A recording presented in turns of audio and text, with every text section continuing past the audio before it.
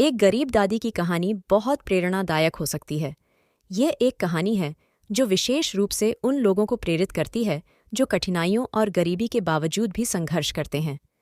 एक गांव में एक बहुत ही गरीब दादी रहती थी। उसके पास कुछ नहीं था, केवल एक छत और कुछ बुनियादी सामान। लेकिन फिर भी वह खुश और संतुष्ट रहती थी। उसकी यह संतोषता और खुशियों का राज क्या था, यह उसके सच्चे दिल में छुपा था। एक बार उसके पास एक अतिथि आया।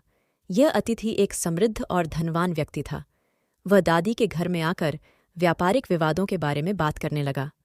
दादी उसके बातचीत से बौद्धिक रूप से प्रभावित हुई, लेकिन उसकी आत्मा को छूने वाली बात थी कि यह धनी व्यक्ति जिंदगी में भलाई की उपलब्धियों की बात कर रहा था, जो उसके पास होने के बावजूद दादी माँ के पास नहीं थी।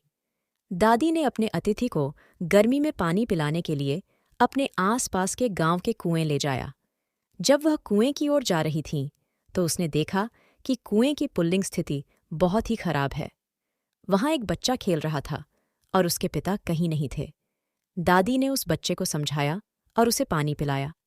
उस दिन की घटना ने दादी माँ के दिल को छू लिया। उन्होंने समझा कि असली धन और धन की सच्ची माया मानवता के भावनात्मक संबंधों में है। उन्होंने अपनी गरीबी के बावजूद अपने साथी लोगों के लिए किए गए सेवा के महत्व को समझा। उनके द्वारा देखी गई सीख और प्रेरणा ने उन्हें संघर्ष में भी साहस और उत्साह दिया। इस कहानी से हमें यह सीखने को मिलता है कि धन, अधिकार और समृद्धि केवल सामाजिक संबंधों में ही नहीं है, बल्कि यह शांति, संबंध और भलाई में भी होता है।